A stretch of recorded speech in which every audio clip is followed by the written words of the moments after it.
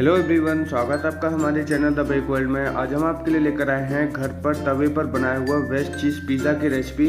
काफ़ी simple and easy recipe है, तो आप इसको ट्राई करना बिल्कुल ना भूलें।